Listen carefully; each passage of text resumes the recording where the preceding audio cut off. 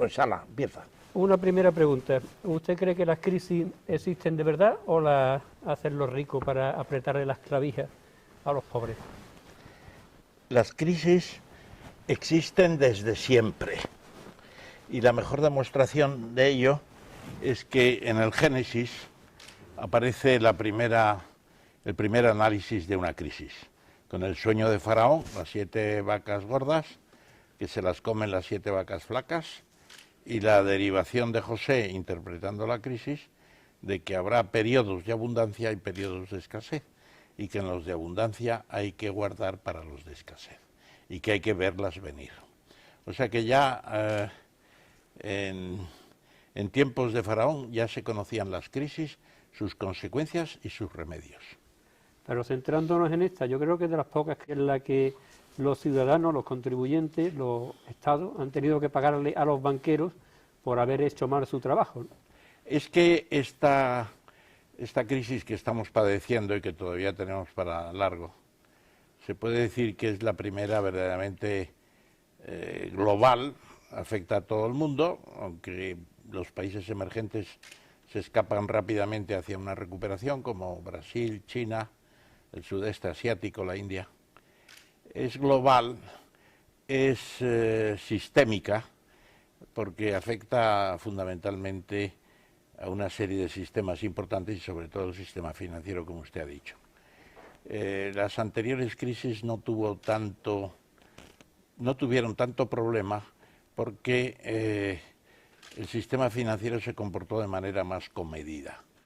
Pero la no regulación y la no supervisión de todo el sistema hipotecario norteamericano creó unas dificultades inexistentes hasta entonces por su tamaño y su complejidad.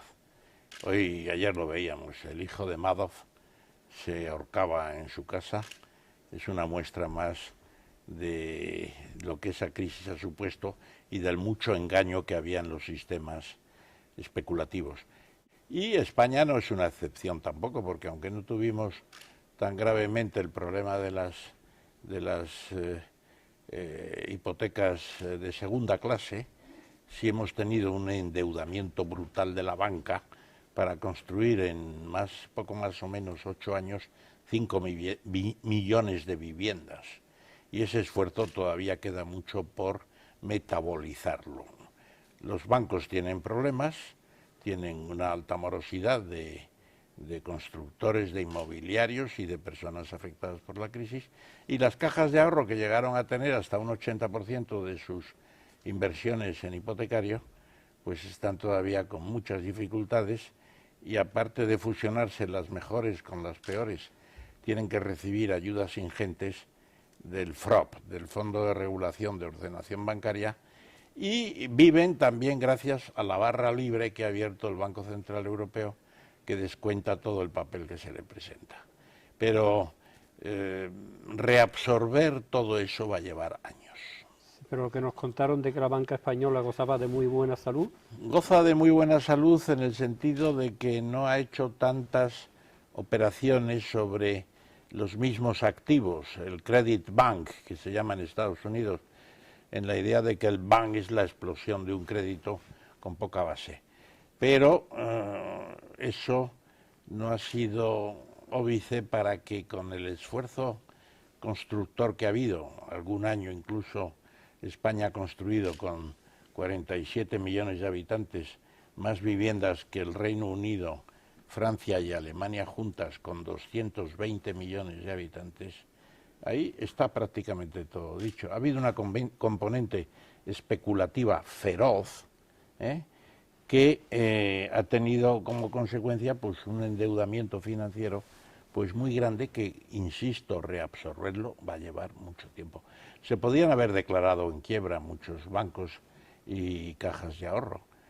También las consecuencias para los depositantes, sobre todo cuando no se había elevado aún la garantía de depósito a 100.000 euros por cuenta, habrían sido terribles. Se empezó a abordar la crisis gastando dinero público en obras. Ahora no se puede gastar dinero público porque se ha creado un déficit. ¿Eso cómo se explica? No, pero esas obras que usted dice de gasto de dinero público en obras son inversiones públicas, la mayor parte de ellas en infraestructuras, y en general han estado bien invertidas. Y hay que recordar que si nosotros poníamos 25, la Comunidad Europea ponía 75. O sea que por ahí no está el problema. Lo problemático es haber recortado las inversiones públicas, que son las únicas que tienen verdaderos efectos multiplicadores, que tiran de otras inversiones. Mientras que un sistema como el del Plan E, de facilitar dinero a los ayuntamientos para obras no reproductivas, sin efecto multiplicador, pues es pan para hoy, hambre para mañana, se agotan los recursos y empieza a aparecer el paro otra vez por todas partes. Los inversores extranjeros no se fían de España porque no saben de cuál de los 18 gobiernos fiarse.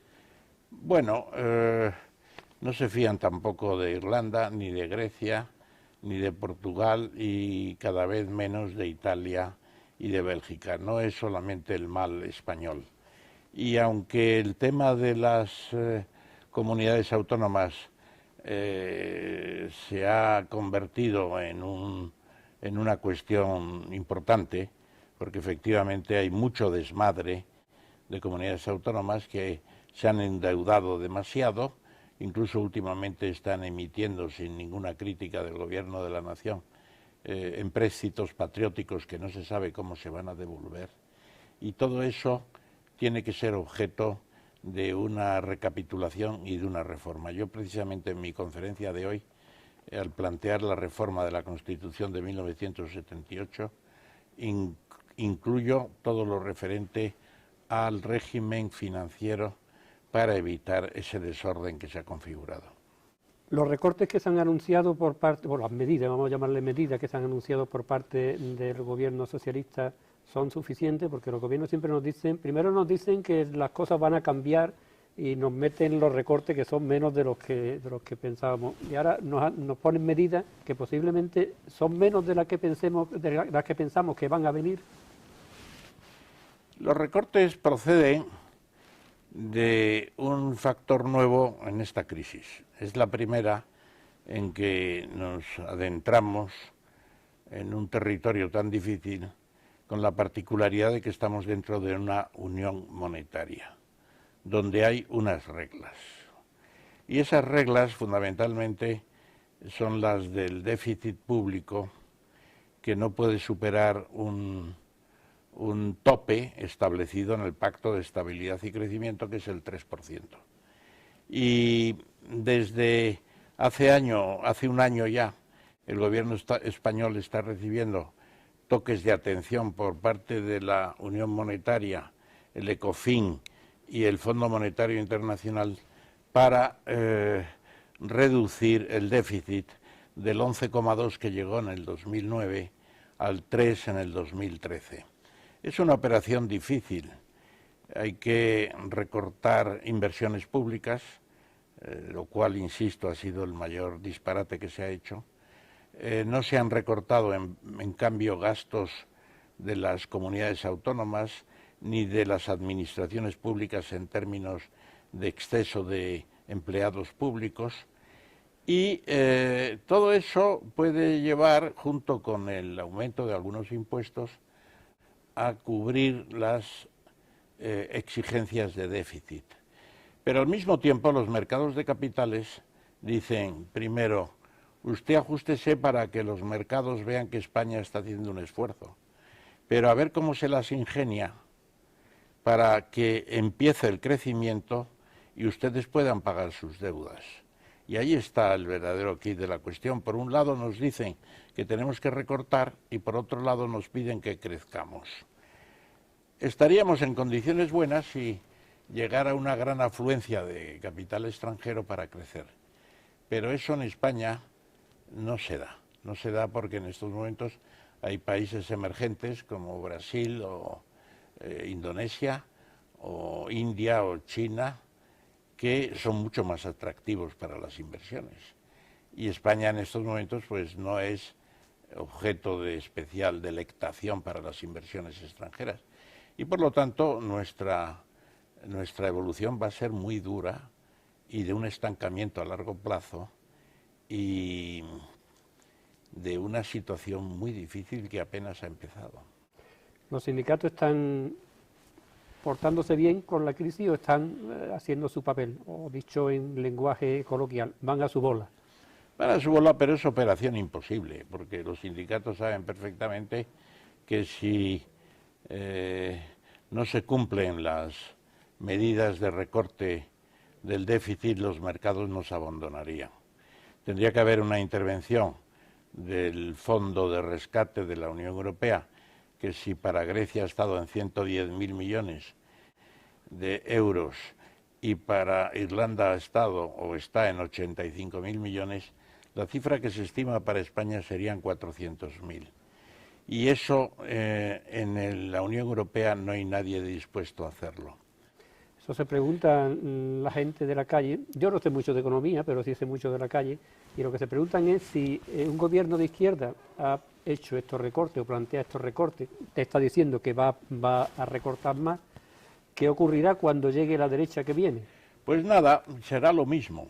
O sea que cuando los mercados internacionales de deuda exigen recortes hay que hacerlos porque si no, no dan más, no compran más bonos estatales españoles. No compran más deuda pública, sea el gobierno de derechas o de izquierdas. Y naturalmente los gobiernos son de derechas o de izquierdas según lo que hacen. Y cuando crean prosperidad y suben el nivel de renta, la distribuyen mejor, se supone que son gobiernos de progreso. Cuando lo que hacen es recortar el bienestar para tratar de superar una crisis, pues lo que están haciendo es una política muy conservadora en función de los mercados.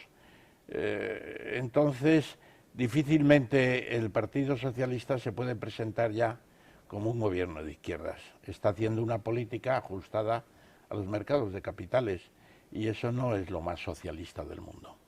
Nosotros pertenecemos a un mercado global, europeo. ¿Cómo se ha portado el Banco Central Europeo en esta crisis? Pues yo creo que le ha costado trabajo entrar en el tema. Primero porque mantuvo los tipos de interés muy altos hasta el otoño del 2008 y luego los tuvo que bajar rápidamente para reducir el agobio de las cargas hipotecarias de millones de personas y para poner el crédito más barato para impulsar la recuperación. Pero ya era muy tarde y eso tuvo consecuencias. Yo creo que cuando se escriba la historia del Banco Central Europeo habrá que considerar que llegó muy tarde a darse cuenta de la crisis. Y en segundo término, se puede decir que el Banco Central Europeo ha constatado que el problema no es la inflación, como dice el Tratado de Maastricht, que constituyó el sistema monetario europeo, sino que el verdadero problema ahora es aguantar la crisis y tratar de recuperar la economía.